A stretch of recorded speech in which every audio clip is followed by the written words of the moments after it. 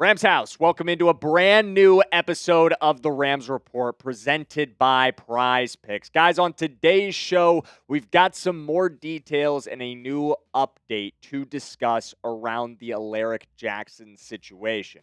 And once we get through that update, we're going to continue to talk about how the Rams proceed from here, how the Rams handle things as this situation continues to unfold, as it continues to unravel. Remember, everything we are discussing on today's show is still alleged. These are still ongoing legal proceedings. So just keep that in the back of your mind as we roll through today's show. But let's hear from essentially the victim herself. This is via the temporary restraining order filing, which was obtained by TMZ. So here's her description of events. He took my phone during the attempt. I fought to hold on. I bit him, trying to keep possession of my phone. He took it and my headphones. He broke them and threw my phone, at which point I started to record the erratic behavior, at which point he flipped my food over. When he came back in from taking things to the car, he became upset that I was recording. He struggled with me for my phone.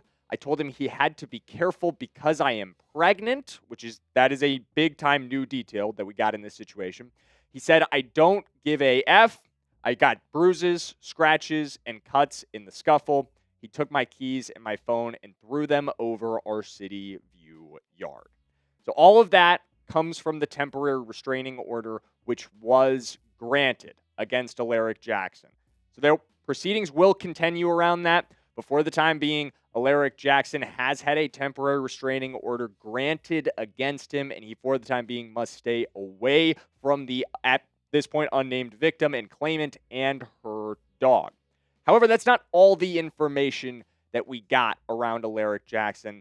It's even more concerning that the claimant also alleges two past very similar incidents, one of which involves Alaric Jackson throwing all of her possessions, she says, or some of her possessions at least, into the dumpster and getting rid of them, including her house keys. She would like him removed from her home, which she says this is her home as her name is on the lease. So that is the update as we have it from TMZ. The Los Angeles Rams also finally made a statement on the matter after a bit of a lull period from them, having no statements out. They finally responded for comment from TMZ saying, and it's very boilerplate, we are aware of the incident regarding Alaric Jackson. We take these matters very seriously. Due to this being an ongoing legal situation, we cannot comment further at this time. It's pretty much all you expect from them in a ongoing legal situation, although I would have expected them to issue a statement on their own and not have to be kind of prompted for it, I guess is the word that I'm looking for, by TMZ at the end of the day. But coming up on today's show, we're going to discuss an internal option to potentially replace Alaric Jackson. And remember, at this time, we're not talking about permanent replacements. We're talking about suspension replacements.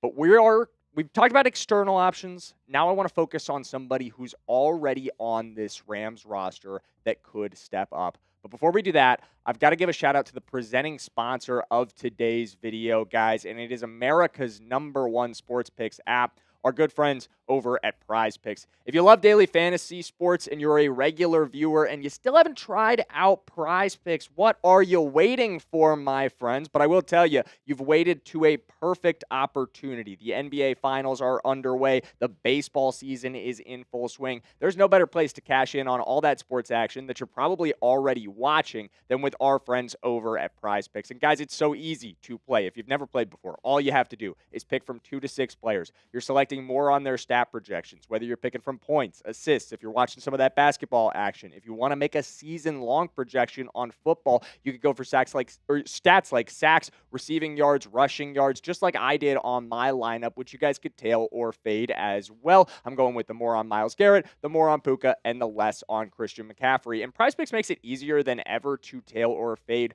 other lineups by just using their social feeds feature. You guys can follow my username, Jackson Durham, and you guys can see all of my latest lineups and tailor fade them with just one click. And if you're brand new to PrizePicks, make sure you use our promo code. Download the PrizePicks app today and use code HMA when you play your first $5 lineup to receive $50 in lineups. That's code HMA when you play your first $5 lineup to get an extra $50 in lineups with PrizePicks. The clickable link to download the app is in the comments in the description below. As always, thank you to PrizePicks for sponsoring today's video. Let's keep rolling here. So again, we're going to talk about a replacement option for Alaric Jackson. This is not the first time we've done that on this show. Yesterday, we discussed external options. We talked about a trade that we could potentially make for Kansas City Chiefs offensive tackle Wanya Morris. We talked about an alternative trade that we could potentially make for Blake Fisher. And we talked about going down the free agency road as well. But there's drawbacks to every single one of these options.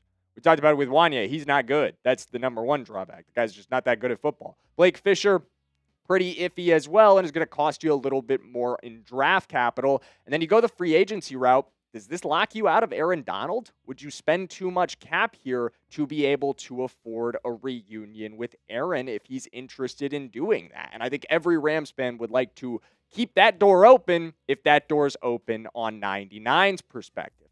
So is there a middle road, a road that doesn't require us to go make a trade or to go sign somebody in free agency? Maybe it's Keagen Trost, our third-round draft pick out of Missouri. Can the rookie step in and step up from day one? This would be a big ask of Keagen Trost. And he played phenomenally at Missouri last season. This is something we got really excited about. I thought he was a steal for us in the third round. I think he's one of the most versatile offensive linemen in the 2026 draft class, capable of playing nearly every spot along the offensive line. He really has experience everywhere except for center, although some of that experience does come at the FCS level. So you question, can this guy be a left tackle at the NFL level? Can this guy step up? But he was a phenomenal right tackle at the SEC level, getting battle-tested against two edges who ended up going early in the draft. Zion Young, one of those guys. And you look at his history here. This is what I would want. I think Trost was viewed primarily by the Rams as a right tackle. That was what he was the final 2 years of his college career. I think they view him as versatile to right guard. Those are the two positions they would love to see him play. But that doesn't necessarily solve our problem. He only has one season on the left side of the line at tackle in the last 4 years at the college level, and that was at Indiana State. That is an FCS program. If I remember correctly, I believe they're not at the Division II level. I think they're an FCS program at this point. So he played FCS ball in 2023 on the left side of the line. Do you trust that to step up right away, or do you trust him more at right tackle? I think you're going to trust him at right tackle and ask the vet here, Warren McClendon, to play swing. And this could get tricky because, being completely honest with you, Warren McClendon is not a swing tackle either. Keagen Trost was a swing tackle at the FCS level. I don't know if you could say he's one at the NFL level yet, but Warren McClendon hasn't been given an opportunity to do that either. He's played 52 snaps at left tackle in the last 2 seasons, at least as a starter. He's had some special teams run on the left side as well. But when you're talking about real action with the offense, he's played 52 snaps at left tackle. There was one game where they asked him to fill in. But I think if push comes to shove, this is going to be your starting 5. If you end up losing Alaric Jackson to suspension, this will be the unit until he's able to get back. They'll ask Warren McClendon to play the swing. I don't think you want to throw the rookie, the third-round pick, into the most important position along the offensive line, protecting the most important asset that this Rams team still has in Matthew Stafford, a 38-year-old asset who unfortunately has back issues. You cannot put inferior protection in front of Matthew Stafford. You cannot put a rookie you do not trust to hold the left side of the line down in front of him. At the end of the day, I think you have to trust Warren on the left side of the line, and then you got to trust Keegan on the right side. But what do you guys think here? I want to hear from you. I've made my stance clear, but who does the Ramily think should be the next left tackle? Who's stepping up for the Rams? Is it going to be Warren McClendon or is it going to be Keagen Trost? And again, this is in the event that Alaric Jackson gets suspended. That's a situation we're going to continue monitoring.